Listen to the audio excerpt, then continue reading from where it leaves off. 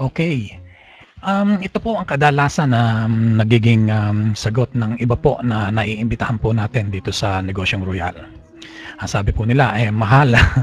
Mahal daw ang pag-i-invest sa Royal. Ano po? So, ang katanungan dito, mahal nga ba ang mag-Royal? So, depende po yan. Depende po yan sa anggulo kung saan po ninyo tinitingnan ang negosyong Royal. Kung ito po ang tingin ninyo dito ay isang gastusin, mahal po yan. Ano po, kung ito po naman ay titingnan ninyo doon sa anggulo na isang hanap buhay, ito po na ang pinakamura na negosyo na nalalaman ko.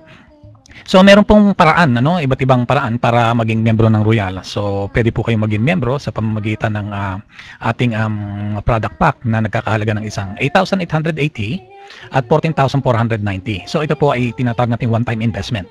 So yung 8,880 ay meron pong corresponding mga products yan.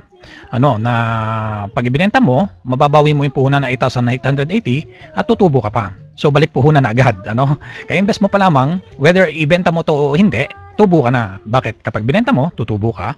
Kapag ginamit mo, nagamit mo ang produkto. Hindi nasasayang. Yung isa po naman is 14,490. Ang pinagkaiba po ng dalawa is mas marami siyempre yung produkto ito.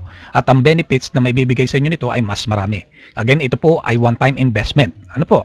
So ito po ang mga laman ng 8,880. Makakapamili po kanya from option A hanggang option C.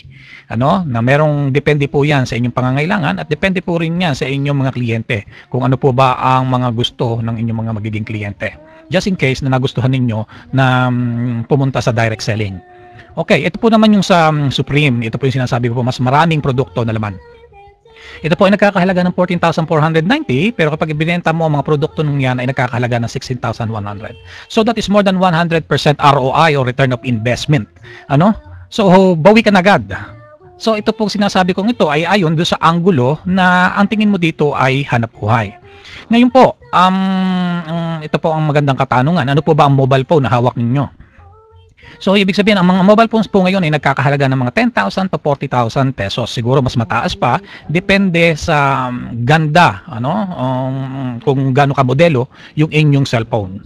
So, ibig sabihin, doon sa produkto po natin na 8,880 or 14,490, mas mahal pa ang cellphone.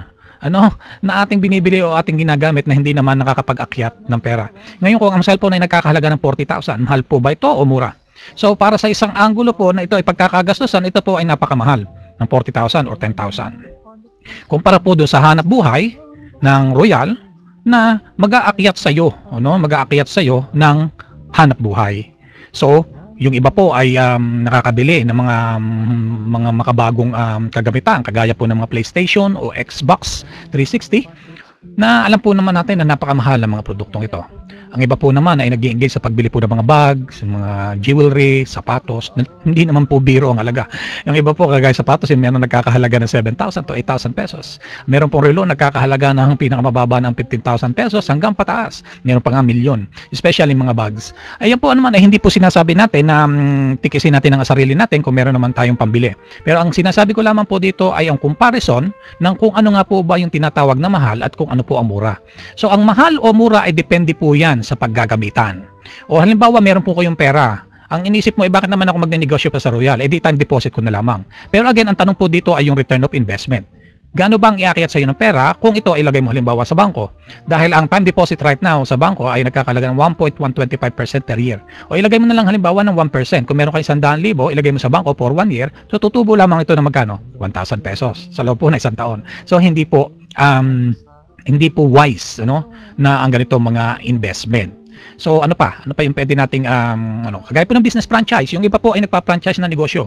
Yung iba po ay nagtitinda ng mga gulaman, nagtitinda po ng fishball, o nagtitinda po ng ibang mga seafoods or mga mani. So nagkakalaga po ng 20,000 to 100,000 para bilhin mo lamang yung pangalan ng negosyo. Yan po ay malaking puhunan. Ang mabigat po nito, ito ay kailangan ninyong bantayan. Kailangan po ninyong bantayan. At kung gusto mo ng maraming pwesto at ang franchise ay nakakalaga ng 20,000, kung gusto mo ng 5 pwesto, so kailangan mo ng 100,000. So hindi po fix. So the more na marami kang franchise, the more na malaki ang iyong gagastusin. Or mamili ka na lang, wag ka na lang magnegosyo, bumalik ka na lang uli sa dati mong trabaho. Pero again, ang trabaho po natin ay hindi po natin masasabing sigurado dahil lagi po sa araw-araw ay may pagbabago. Depende po yan sa kung gaano kalusog ang negosyo na inyo pong pinapasukan.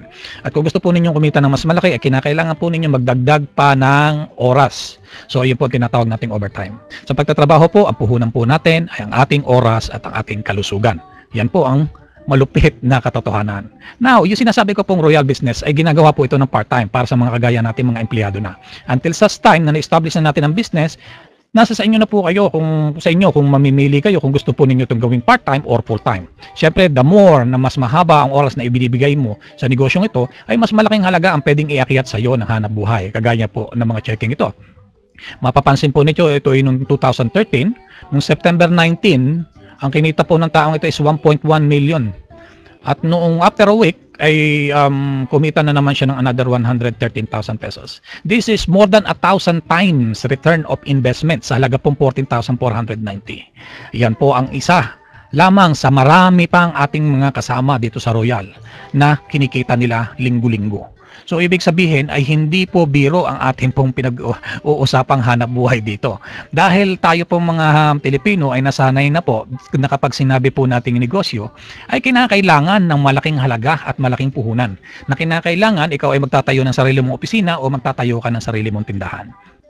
Pero sa panahon po nito na napakahigpit ang pagnenegosyo dahil marami kang kalaban, hindi na po wise na mag-invest ka ng malaking pera para sa hanap buhay na alam mo naman na suntok sa buwan. Suntok sa buwan kung ito nga ba ay kikita o hindi.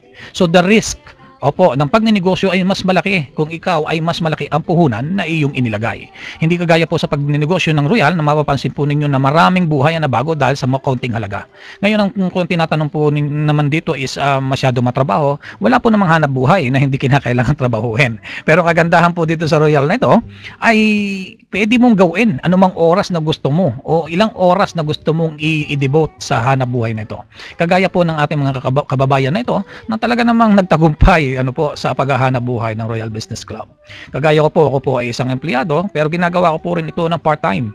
Dahil ako naniniwala na balang araw, ito po ay para kayo nagtanim ng puno ng nara na talaga namang matibay at iyong pakikinabangan sa habang panahon. Hindi po tayo nagtatanim dito ng kawayan na ilang taon lamang ay pwede nang putulin.